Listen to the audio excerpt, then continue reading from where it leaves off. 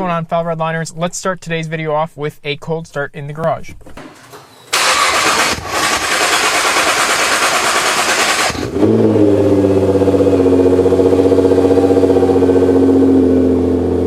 Alright, fellow redliners, so today what we're going to be talking about is the top 5 things I love about this Nissan GTR.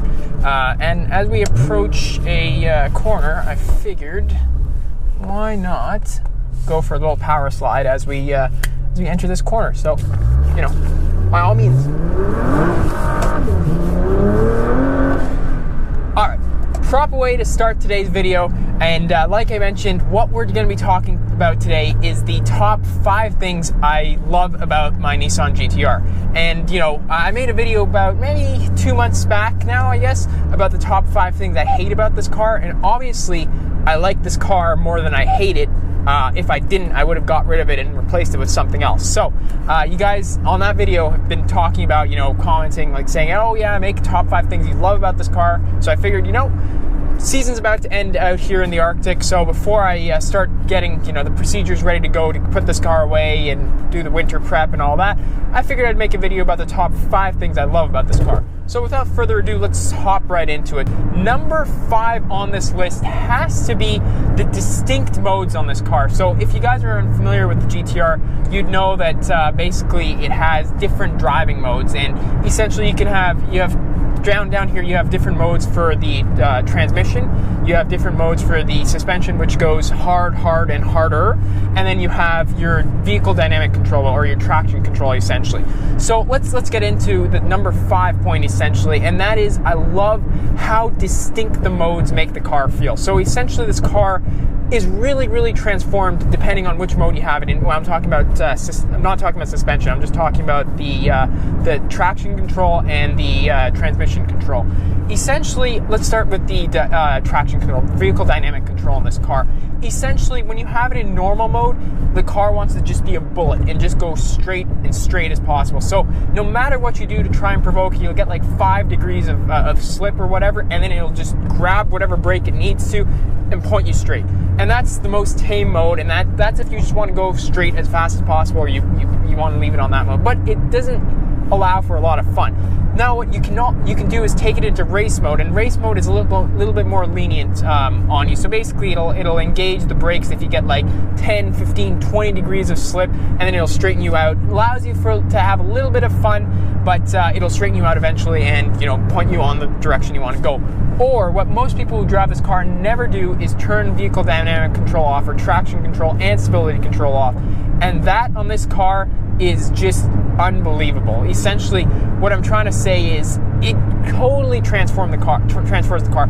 If you look right here, you'll see that it's sending 90 to 100% of the power to the rear wheels and only engaging the front when you have stupid angle, like 40 degrees, 50 degrees of angle, and then even then it won't correct for you. It'll just try and get you to go slightly straighter than what you're going. And it is so much fun. And if you guys haven't seen me drifting around and hooning this car, just browse the channel. Every video with the GTR features hooning, and if you haven't seen my donut videos and stuff like that in this car, that's all done with traction control off. And the people and the naysayers that say this car, you know, drives itself, have never really engaged this car with VDC off. It totally transforms the car, believe me. It is like a completely different beast. So moving right along to number 4 on this car, and that has to be how well the car handles itself. There's no question about it, the GTR is a large vehicle, and you feel that when you're in this car, but like in terms of space. But what you don't feel in this car is that it's ever sliding away from you, or that you don't have enough grip at the edge. So basically this car, you can shuck it in corners, and you guys have seen it on the channel. I've approached corners like 140, 130 miles an hour off ramps I'm talking about, and this car just kind of sits, tucks, and doesn't push or anything. If anything, it'll have a slight oversteer temptation, but it'll always keep you in the line unless you try and provoke it. And that's something I really love about this car. It builds confidence, and everyone says whenever they drive the GTR, it gives the end user confidence. And at the end of the day, the car is supposed to be fun and stuff like that with different modes. But when you want to have it, you know, in race mode, and you want to go as fast as possible, you want to have confidence behind the car, because that's what allows you to push it to its limit. And I really think that the GTR does an amazing job in terms of being able to handle itself despite all all the weight and how large it is. So ladies and gentlemen, number 3 has to be the sheer speed about this car. Everyone who buys a GTR, obviously one of the main reasons why they do so is because of this. The braking and the acceleration on this car are just unreal. Like, it's so high in terms of levels. Like, if you right now that everything is kind of caught up, to get something similar, you'd have to get either a Huracan, a 488, a McLaren 650S, you know, stuff that's 2-3 times the cost of this car. The ability of this car to, you know, run with those cars and even be mentioned in the same name is just unbelievable. And I really, you got to drive one to understand with the feeling that you get in this car. The sheer torque and the pull and push that you get in this car has made it, you know, the drag king. Even though this car was never set out to be a drag racer, it wasn't supposed to run 10 stock. This car was built for, you know, running around the track very quickly, but because of the launch control and the transmission and all that, it kind of became the benchmark for every car for the last like 8-9 years, and now things are finally starting to catch up with it and it's starting to dethrone it. But that's still despite the point. It's still incredibly fast. It'll still run, I guess the new ones are a little bit slower. They'll run like 11.1 in the quarter. But you know, the version that I'm driving, my car, the 2014 GTR, will run 10 stock, and this car with the mods that I have will run deep in the 10s. So, you know, it's just unbelievable. You got to drive one, and you know, when you modify it, you get these cool noises that you don't get with any other car, and it's just super fun. Something that, you know, a point that I really have to mention, but once you drive it, you'll understand what I mean. I'm in a Hooning tunnel here, so we'll just throw this in the video.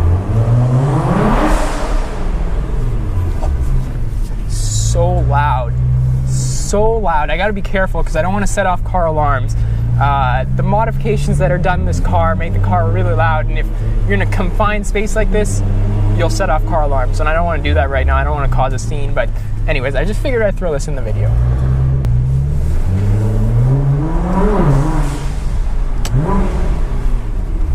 Parked up here for number 2, the second thing I really love about this car, and that is this thing right here. This essentially is your multifunction display in the car. It reads everything and anything you want. So the way the screen that I always leave it on is number 4, and that tells me my transmission temperature, my engine oil temperature, how much boost I'm running, the coolant temperature, the speed, and the G's. The other really big thing that I love about this car is you can see sheer acceleration on it. You can see your cornering G. This screen I really love when I'm taking off ramps and stuff. I just love to see it move around and dance. And then the other screen that I really like is the number 1, how I have it set up. Basically, it's a huge boost gauge. Number 2. No, it is number 1. Yeah. Number 1, huge boost gauge right here, and then I have my 2 really important gauges. But basically, what I'm trying to say is you can set this multifunction display up any way you want, and I sincerely love the fact that you can control and monitor and view all the temperatures in the car like there's no tomorrow. And that's something, you know, when you want to modify this car, it's really important to have very important, like these very important gauges to monitor the car and make sure nothing's going wrong with it. It's very good in terms of preventative maintenance and all that, to monitor your temperatures, monitor your boost, make sure you're not building like 30 pounds of boost to blow up the motor. Very important, and I love the fact that these are all built into the car completely stock. Very important, and you know, a key feature, if you will. All right, fellas, the number 1 thing, the top thing I love about this car is the modability and the ability for the end user, you as the owner, to customize this car the way you like it. So I'll show you. Basically, if you guys have been following the channel for a while, you guys know I got intakes on here and I got blow-off valves. These 2 things alone transform the car in terms of like sound wise. I love the whoosh and the intakes and the induction. But if you don't like that, the GTR is perfect because you can change it to whatever you want. In terms of, if you just want aesthetics, there's carbon fiber everywhere. You can go carbon fiber hood, fenders, freaking like side skirts, everything you want you can do in carbon fiber. Or if you feel like transforming it in terms of just making it a speed demon, there's tons of different shops. The support for this car is like, I don't think there's a car that has more support than this car. It is absolutely unbelievable, and in terms of aftermarket performance, that goes huge ways. Like, take my Genesis Coupe, for example. The aftermarket support is absolutely abysmal, and going from that car to this car and seeing the differences makes such a big difference, because it allows you to pick and modify your car exactly the way you want. You can go Cobb, you can go Ecutech. There's tons of different tuners. You can do whatever. You can go full bolt-on, and the reliability that this car gives you, even at the full bolt-on level, is absolutely unreal. Like, there's modifying your car, and then there's things that people don't understand is when you modify your car, the reliability of it goes, as you add more power, the reliability goes down. But with this car, you can go full bolt-on with absolutely no problems at all. Super, super reliable as long as you take care of your transmission and don't do like 700 foot-pounds of torque. It's gonna blow, basically. So as long as you know your limits and you know this car, so many different options in terms of what you want to do. Like, I'll end this clip and I'll end this video with showing you guys the exhaust. Like, if you just want a basic exhaust on this car, you can do, there's like 15, 20 different vendors. And now that the GTR tax, if you will, has kind of started to come down, things are becoming more affordable than ever. You can do a full exhaust now for like $3,000, $4,000. Before, you can only do like, I don't know, like you'd be close to 10 grand if you want to do a full exhaust on the car. But now that the GTR's tax come down, it makes modding this car and doing everything the way you like it so much more affordable, and it's just the number one thing I absolutely love about this car. Fellas, I know I said this was a top 5 things I love about this car, but honorable mention number 6 has to be how tight-knit the community is and how connected and how very, very kind everyone is within the community. If there's something going wrong with your car, you can post in a number of different forum groups and everyone will be more than happy to help you out. And, car meets and stuff like that, when you see other GTR owners, everyone's super friendly, everyone wants to talk about the mods and everything like that. I personally have made one of my really, really good best friends just from the GTR community, and it's just amazing. Everyone who owns this car, or almost everyone, I don't want to say everyone who owns this car, but almost everyone who owns this car is super down to earth, very knowledgeable typically about their car and other, GTRs and other cars in general.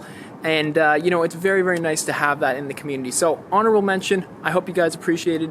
So, my fellow Redliners, I sincerely hope you guys enjoyed this video and hope this answered all your questions about the things I love about this car.